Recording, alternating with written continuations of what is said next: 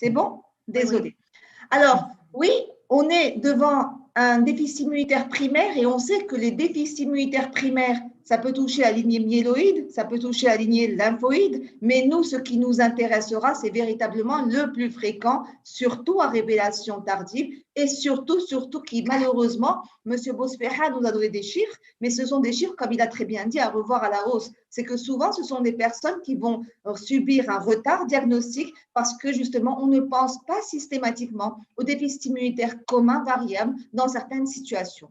Alors, les déficits immunitaires, il faut savoir les évoquer devant un certain nombre de situations, en particulier infectieuses, mais des choses que nous devrions connaître, des choses pour lesquelles nous devrions être sensibilisés. C'est véritablement quand on a un patient qui est hospitalisé, et qui a besoin d'une antibiothérapie par voie intraveineuse, ça veut dire qu'il fait des infections sévères, il faut se poser la question, est-ce qu'il n'existe pas un déficit immunitaire commun variable? Pareillement pour les épisodes de méningite. Un épisode de méningite à germe encapsulé, que ce soit par le pneumo, que ce soit par le méningocoque, il faut penser au déficit immunitaire commun variable. Et on sait qu'on a beaucoup de chemin à faire par rapport à cela, parce que nous ne recherchons pas de façon systématique dans notre pratique courante.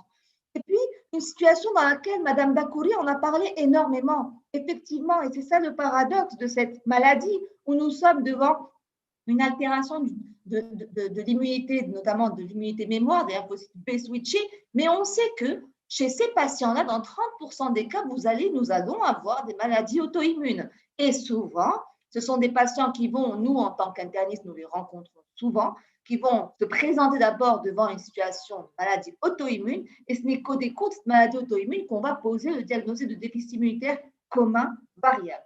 Et enfin, une situation qui est très fréquente chez nous au Maroc, à laquelle on pense systématiquement, certes, à la tuberculose à juste titre, mais il faut savoir que toute granulomatose n'est pas une tuberculose, toute granulomatose n'est pas une sarcoïdose, et une granulomatose peut poser la question, s'il ne s'agit pas d'un déficit immunitaire primaire, que ce soit une granulomatose septique chronique dont je ne vais pas parler actuellement, mais que ce soit aussi un déficit immunitaire commun variable.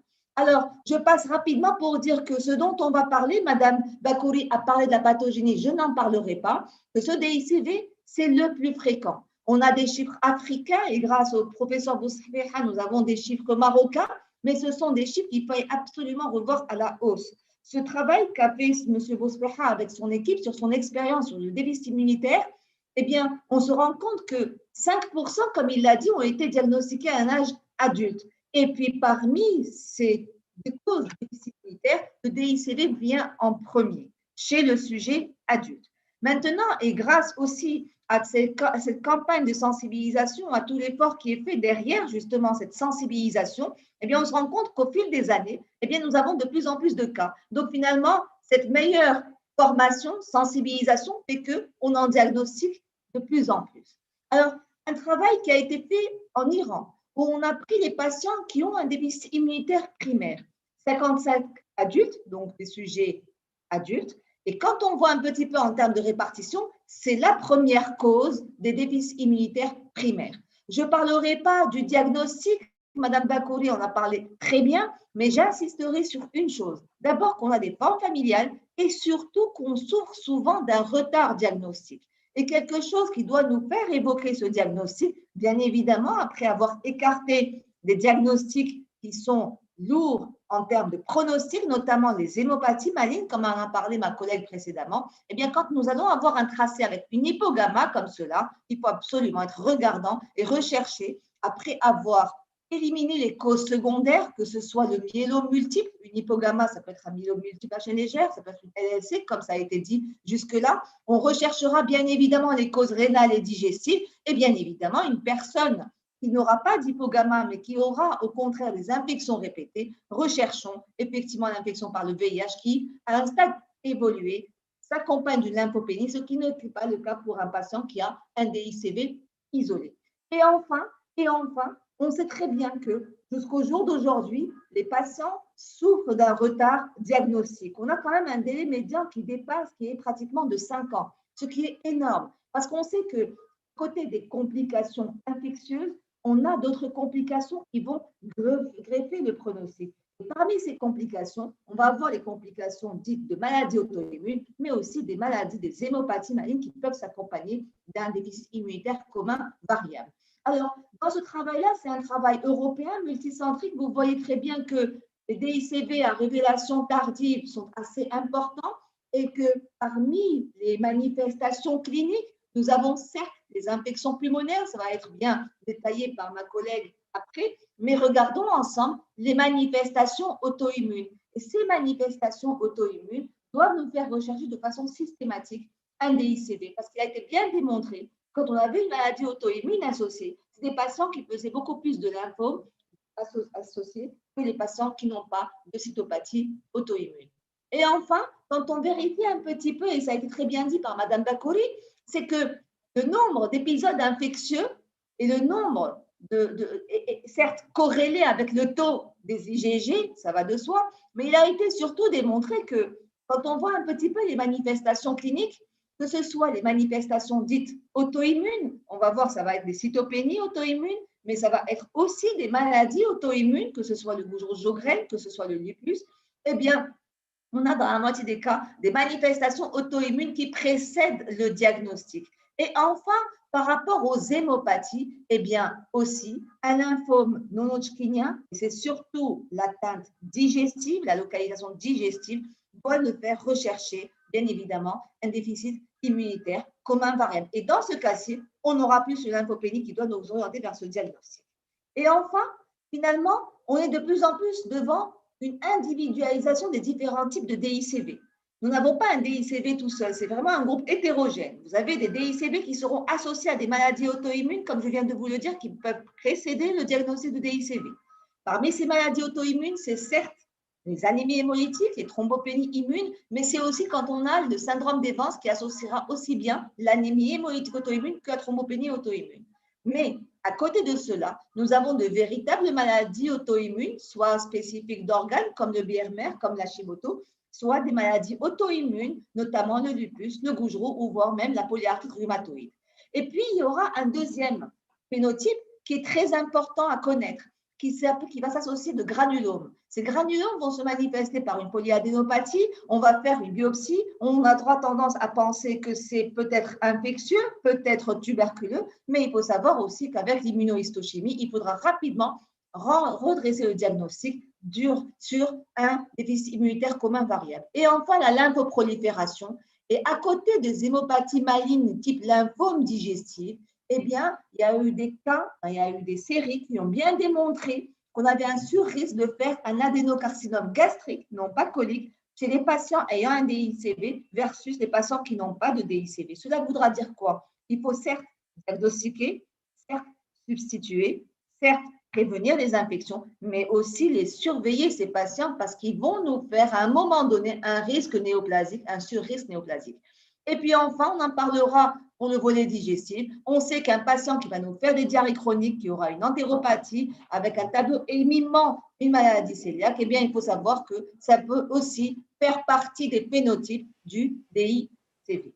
Et là aussi, justement, ça a été bien démontré sur un travail britannique des sujets adultes d'âge moyen 26 ans, des diagnostics de 6 ans. Eh bien, regardez, on retombe sur ces 4 phénotypes qu'il faut véritablement avoir en tête. Entéropathie, granulomatose, hémopathie lymphoïde ou néoplasie solide, et enfin les cytopathies auto-immunes. Et ce qui a été bien démontré dans ce travail britannique, que les facteurs de risque de décès, ce sont des maladies graves, ce sont des patients qui vont faire des maladies auto-immunes, ce sont des patients qui vont faire des entéropathies, mais ce sont des patients qui vont faire des lymphomes non-Hodgkiniens qui sont des facteurs prédictifs de survenue de décès. Et enfin, notre travail, toujours sur le DICV, où ça a été un suivi prospectif des patients ayant un DICV diagnostiqué, il ressort, et ça c'est quelque chose de très important, toujours le retard diagnostique. Ces malades souffrent toujours de retard diagnostique. Et ce qui ressort surtout, c'est que là aussi, parmi les symptômes, on a les causes infectieuses, les épisodes infectieux notamment de l'arbre respiratoire, mais surtout, ce qui a été démontré, et là, a été très bien souligné par Madame Bakori de par sa pathogénie, c'est que ce n'est pas tant le taux résiduel des immunoglobulines qui sont des patients qui sont substitués, mais c'est surtout le taux des lymphocytes B mémoire switchés qui sera diminué chez les patients qui vont nous faire de plus en plus de maladies, de complications de type infectieuse. Et enfin, un petit mot, si ce n'est quand même très important en pratique courante, parce qu'on est souvent devant des situations où des patients qui vont nous faire un tableau granulomateux, avec une granulomatose, une atteinte respiratoire. On va se poser la question, est-ce que ce n'est pas une origine infectieuse? On va se poser la question, est-ce que ce n'est pas une dysrégulation lymphocytaire? Et parmi les dysrégulations lymphocytaires, se poserait les questions, est-ce que ce n'est pas devant une sarcoïdose? Et que de patients nous prenons comme étant une sarcoïdose avec un granulome au niveau ganglionnaire, avec un granulome au niveau bronchoscopique. Et quand on recherche un petit peu et qu'on va un peu plus loin, et si ce sont des patients qui vont nous faire des cytopathies auto-immunes, et je vous rappellerai que pour la sarcoïdose, il n'y a pas de cytopathie auto-immune, ça ne se voit jamais, eh bien, il faut savoir se poser la question, est-ce qu'on n'est pas devant un DICV avec granulomatose et non pas une sarcoïdose? Parce que ça a un impact au plan thérapeutique, bien évidemment.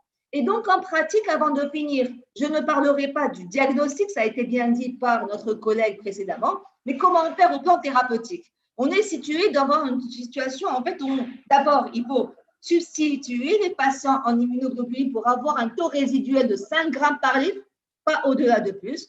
Il n'y a pas de consensus quant au dosage. Est-ce que c'est du 0,1 à 0,2 grammes kilo? Est-ce que c'est du 0,4 grammes kilo? Il faut justement doser au bout de 1 mois ce taux et il faut qu'on atteigne les 5 grammes. Mais ce n'est pas tout le monde. Ce sont des patients qui vont soit avoir fait une infection sévère, soit avoir fait des infections répétées à plus de 3 par an. C'est des patients qui ont un déficit immunitaire assez profond, à moins de 3,5, et bien évidemment, chez la femme enceinte en 3e mois.